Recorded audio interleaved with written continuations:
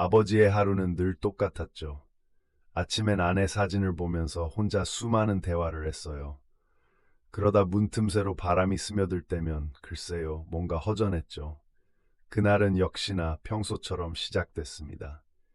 커피 향을 맡으며 신문을 보는데 문 밖에서 이상한 소리가 들리더군요. 글쎄, 그 초인종 소리. 아무렇지 않게 문을 열었던 게 지금 생각하면 그게 실수였던 것 같습니다. 김만식은 부엌 테이블에 앉아 있었다고 해요. 창밖으로 아침 햇살이 부드럽게 비추고 있었지만 무언가 그에게는 부족했겠죠. 한 손에는 따뜻한 차를 들고 다른 한 손으로는 신문을 넘겼어요. 신문 구석구석을 살피는 그의 시선 사이에 잠시 멈칫했죠. 테이블 한편에 세워둔 아내 사진 때문 아니었을까요? 사진 속 그녀의 미소는 영원히 편안한 인상을 주는 듯했어요. 잠깐 동안 사진을 바라보며 그리움이 밀려왔지만 그는 이내 차를 한 모금 마셨답니다. 만식은 무료함을 달래기 위해 홈쇼핑 채널을 틀어봅니다. 화면에 빛나는 각종 물건이 지나가고 잠시 더 구경할까 하는 마음. 알게 모르게 채널에 시선이 고정되고 손가락 끝으로 리모컨을 조작했어요. 그런 것쯤이야 라고 속으로 중얼거리며 결국 또 다른 물건을 주문하게 되고요. 은퇴 후 무언가 바쁘게 보관할 물건을 찾는데 익숙해졌다고 할까요? 그렇게 아침을 보내며 잠시 잠자리에서 일어나 손을 털던 때 현관에서 작은 소리가 들렸지요. 만식은 고개를 들어 사방을 둘러보았지만 문 쪽에서 온 소리였음이 틀림없다고 생각했어요. 그는 천천히 움직였고 문고리를 잡았어요. 누구신가요? 라고 물어보자 낯선 남자의 음성이 들렸어요. 택배 반품하러 왔습니다. 일상의 틈새가 벌어지는 순간이었죠. 쉽게 의심하지 않는 성격 탓에 그는 문을 열고 말았어요. 공원에서 산책하던 날 기억나죠? 그날도 공기는 맑았고 가볍게 걷고 있는 만식 곁으로 친구인 최경비가 다가왔죠. 둘은 최근의 아파트 근황을 이야기했어요. 뭐 요새는 조용하죠라며 나름의 안도감을 표현하던 최경비, 추억 속에 머물렀던 그들의 과거 이야기에 자세히 귀 기울이며 고개를 주걱거렸다고 합니다. 잠깐의 대화였지만 만식에게는 편안한 기분이었겠죠. 주말 아침 딸이 집에 방문했어요. 딸과의 재회를 기대하던 만식은 문을 열고 그녀를 반갑게 맞이했죠. 하지만 예전 같지 않은 미묘한 거리감이 존재했어요. 그녀는 무언가 말하려다 멈칫하고 아버지를 바라보며 어색한 미소를 지었답니다. 부녀 간의 어색한 침묵이 방 안에 감돌았고 만식은 잠시 딸의 얼굴을 물끄러미 쳐다보았습니다. 딸이 들어간 뒤 밤이 되었어요. 그녀는 방 한 귀퉁이에 앉아 창밖을 내다보며 생각에 잠겼습니다. 조용한 밤의 시선 속에서 아버지의 집이 그녀에게 낯설게 다가왔던 건지도 모른다 싶었죠. 눈길은 멀리 있는 아파트 단지를 지나 어두운 숲길까지 이어졌어요. 혼자만의 공간에서 많은 생각들이 스쳤겠지만 아무 말 없이 시간을 보냈어요. 그렇게 시간이 흘러가면서 어느새 아침이 다가왔고 또다시 일상이 시작됐습니다. 이번 주말 또 다른 만식의 하루를 보냈네요. 그러나 그가 지금까지와는 조금 다른 시선으로 주위를 둘러본 것도 사실이었어요. 은퇴 생활의 여유로움을 즐기려던 그는 어느새 무엇인가 경계하게 되었던 것 같았어요. 불현듯 다가온 불청객 때문에 문틈으로 스며든 바람에 깜짝 놀랐거든요. 앞으로 무슨 일이 벌어질지 긴장감이 가득했습니다. 어느 날 아침, 평소처럼 꽤 평온하게 시작했어요. 만식 씨는 차를 마시며 신문을 손에 들고 있었죠. 아내의 사진을 보며 묘한 그리움을 느끼곤 했어요.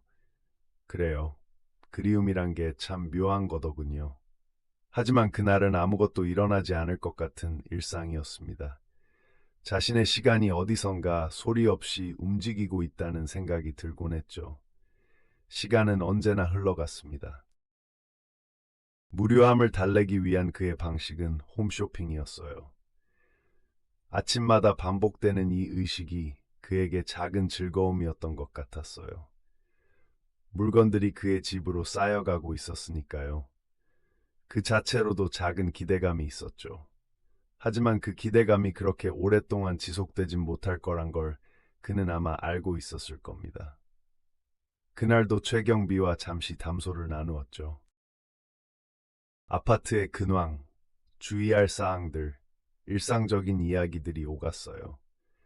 그런 대화를 나누는 게 만식 씨에게는 나름의 안정감을 주는 것 같았습니다. 무심코 듣던 경비원의 말은 곧 불청객의 전조가 되었죠. 그날의 아파트에선 별일이 없이 지나갔지만요. 어쩌면 만식 씨는 그런 대화들에서 무언가를 더 듣고 싶었던 건지도 모릅니다. 오후가 되면 유난히도 적막해지곤 했어요. 그 적막을 깨는 건 언제나 정체불명의 초인종 소리였죠. 택배 반품하러 왔다던 남자의 목소리 낯설지 않았어요?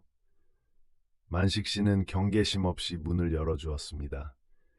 그 순간 일상의 작은 틈새가 벌어지기 시작했던 것 같습니다.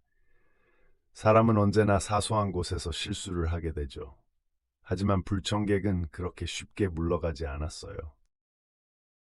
만식 씨가 잠시 등을 돌린 사이 젊은 남자는 비상금을 훔쳐갔습니다. 그 일은 정말 찰나였어요. 집안의 평온이 갑자기 깨지면서 불안이 스며들어왔죠. 만식 씨는 혼란에 빠져 딸에게 전화를 걸었어요. 딸의 걱정 어린 목소리를 듣는 게 더 이상 위로가 되지 않을 땐 정말 무엇을 어떻게 해야 할지 모르겠더군요. 경찰이 집에 왔을 때 만식 씨는 그들이 무엇을 할 수 있을지 궁금했겠죠. CCTV를 확인했지만 소용없다고 하더군요. 범행 수법은 생각보다 더 간단했어요. 경비원이 말하는 게 바로 이런 것이었을까요? 믿고 있던 많은 것들이 선명해지는 순간이었습니다. 자신이 어떻게 해야 했는지, 하지 않았는지 아무리 뒤돌아봐도 돌아갈 수 없으니까요. 자책감이 밀려왔습니다. 딸의 잔소리는 그때 특히 견디기 힘들었어요. 자존심이 상했던 거겠죠. 독거 생활의 약점을 절감했던 순간이었어요. 그래서 한동안 자신을 책망합니다. 왜 그날 문을 열어줬던 건지, 무엇이 문제였는지 생각하지 않으려고 해도 계속 떠올랐어요. 솔직히 말해서 그런 심적 부담은 정말 어떻게 할 수 있는 게 아니었습니다. 그러다 보니 가족들 사이에서도 묘한 긴장감이 흘러갔어요. 누군가의 직접적인 걱정 표현이 어쩔 수 없이 나왔죠. 가족 중 한 명이 이러다 불안해서 못 살겠어라고 말했어요. 그 말에 아버지는 미묘하게 회피하거나 방어적인 반응을 보였어요. 겉으론 괜찮다며 웃어 보였지만 내부는 불편한 감정이 뒤섞였던 것 같았습니다. 그게 가장 큰 문제였죠. 집안의 공기는 그렇게 무겁게 가라앉았어요. 아버지가 여전히 자존심을 내세운 채 아무 일도 아닌 것처럼 행동하려 했죠. 정말 그렇게 할 수 있을까 싶었습니다. 물론 그게 쉬운 일이 아니었겠죠. 만식 씨는 나름대로 이해했고 그렇다고 해서 완전히 받아들일 수 있는 건 아니었으니까요. 모두가 평온을 되찾을 때까지는 시간이 더 필요했을 것 같았습니다. 그런 게 현실이니까요. 그날도 그랬습니다. 김만식, 그는 자꾸 TV를 킨 채 잠들곤 했어요. 소파에 눕기 좋도록 이불을 깔아놓곤 저녁 드라마를 겨우 한 편 겨우 끝낸 후 서서히 눈꺼풀이 무거워지는 걸 느꼈죠. 그런데 그날은 뭔가 달랐어요.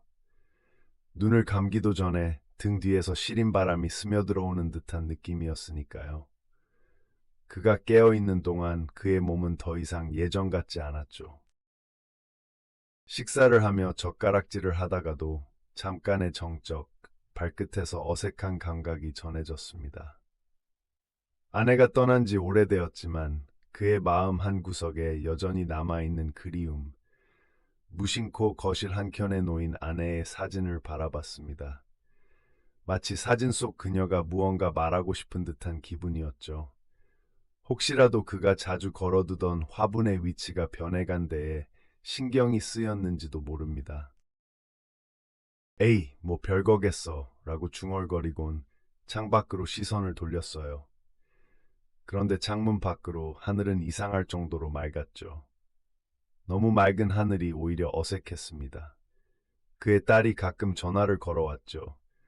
목소리로는 다 괜찮다고 별일 없다고 말하지만 그러면서도 그의 목소리는 자꾸 무신경하게 흘러가곤 했어요. 딸의 물음에 짧게 대답하면서도 문득 어떤 질문엔 뜸을 들이기도 했습니다. 그 뜸들임 속에 그녀는 뭔가 눈치챘을까요? 글쎄요. 아버지라는 존재, 딸은 여전히 그가 강하다고 생각할지도 모르겠군요. 그날은 또 다른 무언가가 가슴 한켠에 쑥 들어오듯 아버지는 설명하기 어려운 무언가를 느꼈습니다. 딸과의 통화는 바람이 해변에 닿듯 아슬하게 끝났어요. 다음 날 아침 최경비와 마주친 건 우연이었죠. 서로 인사를 나누며 잠시 아파트 근황을 듣게 됐어요. 경비는 최근에 이 동네에서 일어난 어떤 사건에 대해 이야기했죠. 아무래도 그게 만식의 귓가에 집요하게 남아있는 것 같았습니다. 집에 돌아와 물을 끓이고 찻잔에 차를 우려내다가 그 순간 갑자기 손끝에서 티가 날 뻔한 작은 떨림이 있었죠. 그는 그저 감기의 길로 얼버무리며 마음을 다잡으려 했어요. 그래요. 일상의 모든 것이 그렇듯 이 어렴풋한 불안도 그저 그런 일이라고 생각하면 될 겁니다. 그렇게 생각했습니다. 그러나 실상 일어나고 있는 신호들은 모두 그에게 무언가를 말해주려는 것 같았습니다. 그러나 아버지는 자신만의 세계 속에서 도통 그것의 의미를 제대로 알 수 없었습니다. 현관문 앞에서 잠시 멈칫한 기억도 떠오르네요. 택배라던 낯선 방문자, 그가 남긴 작은 흔적들은 그때엔 그저 지나가는 바람이었을까요? 아니면 그 이상의 무엇인가 스며드는 듯한 느낌이었을지도 모릅니다. 그러나 그날 아버지는 다시 문을 닫고 마음의 문도 같이 닫아버렸습니다. 집안 곳곳을 둘러보는 그의 시선엔 지극히 일상적인 것들에 담긴 낯설음이 묻어나죠. 의자 위의 먼지, 바닥의 작은 기스. 그 모든 것들은 그저 일상의 일부일 것입니다. 그러나 간혹 그 모든 것이 자꾸 그의 마음에 미묘한 파장을 일으킵니다. 그리움이든 아쉬움이든 무엇이든 간에 결국 모든 것이 그대로 뒤엉켜 들어가고 가족들과의 대화마저 서로 다른 파도처럼 부딪혀 끝나버리곤 합니다. 그는 이해할 수 없지만 분명히 그놈이 어딘가에서 변화가 일어나고 있다고 느낍니다. 그날 그가 느낀 것처럼요. 오로지 그들 사이에 흐르는 짧은 침묵의 순간들. 그 침묵 속에서 그와 가족은 서로의 눈을 보며 무언가를 느끼곤 하죠. 그 모든 순간들이 그저 스쳐 지나가는 바람처럼 지나갈지도 모릅니다. 그러나 그 바람에는 언젠가 그들만의 특별한 의미가 담길지도 모르겠어요. 그날도 그랬습니다. 김만식은 여느 때처럼 하얀 접시 위에 놓인 아침 식사를 마치고 느긋하게 창가에 앉아 차를 홀짝였죠. 문틈 사이로 스며드는 햇살과 함께 들려오는 새소리에 잠시 마음이 고요해지고 눈길은 오래전 함께한 아내의 사진에 머물렀습니다. 그리움이란 게 참 묘하죠. 아무리 물리치려 해도 시간이 지났다고 사라지진 않는 것 같더군요. 그렇게 평온한 아침을 보내고 있는데 이상하게도 날씨가 더운지 신문은 좀처럼 집중하기 어려웠습니다. 그러던 중 초인종이 울렸습니다. 열지 않아도 괜찮을 것 같았지만 무료함에 주저할 이유가 없었습니다. 벌써 일주일째 아무 일도 일어나지 않았고 그저 택배 반품일 거라고 생각했어요. 하지만 이번에도 방심이 분명히 대가를 치르더군요. 지난번에 멀쩡히 집에 들어온 젊은 남자는 자동문이 열리자마자 다짜고짜 물건을 건네주고 사라졌습니다. 그리고 그 사이 그는 만식의 허락 없이 집안의 비상금을 슬쩍 훔쳐 나가버렸죠. 전에는 그것도 모르고 한동안 아무렇지 않게 지냈던 거였어요. 다음날 발견한 도난 사실에 그는 망연자실했습니다. 그것도 잠깐의 틈, 그게 이렇게 큰 허점을 남긴다는 걸 깨달았을 때는 이미 너무 늦었던 거죠. 딸에게 전화를 하며 불안감이 밀려왔습니다. 아버지, 또 무슨 일 있으면 어떡해요? 그녀의 목소리는 걱정스러웠고 그것은 곧 자책이 되었고 자존심이 사라져버린 자리에 아프게 박혔습니다. 경찰과의 대화에서도 별로 나아지는 건 없었습니다. 한참을 뒤적여 확인한 CCTV의 결과도 별 소득이 없었고 말이에요. 아, 그 전날로 돌아갈 수만 있다면 이라고 생각했죠.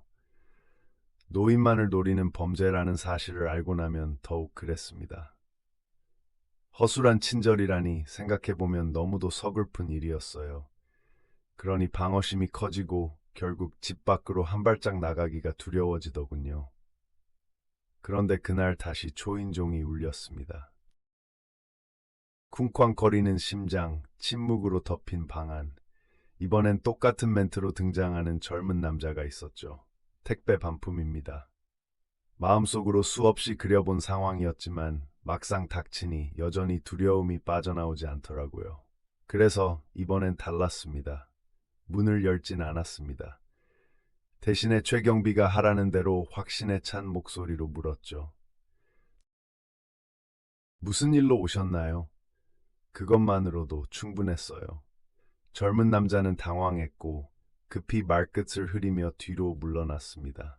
그랬던 겁니다. 그렇게 간단한 방법으로도 문을 열지 않고도 지킬 수 있는 것들이 있더군요. 그날 밤 새어나온 감정에 대한 여운은 꽤 오래 남았습니다.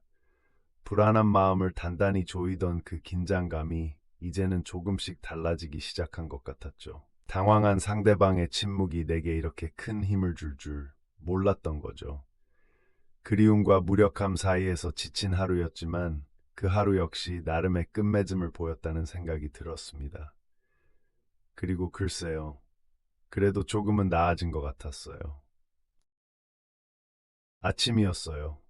그러나 예전처럼 여유롭진 않았습니다. 커피 향이 너무 익숙하게 느껴졌으니까요.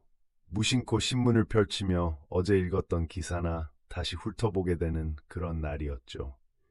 그래도 아내의 사진을 물끄러미 바라보며 흐릿한 그리움에 잠시 빠지고 말았어요. 마음속 깊이 내리깔린 이 평온함을 깨뜨릴 그 무언가가 올 줄은 생각도 못했으니까요. 그동안 홈쇼핑도 베스트 프렌드처럼 여겼었고요. 새로운 도구들이나 작은 기계 보는 재미로 보냈던 시간이 많았거든요. 그런데 이젠 갑자기 좀 덜 매력적이더군요.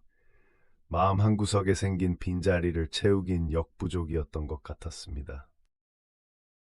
최경비 아저씨를 만나 담소를 나눴죠.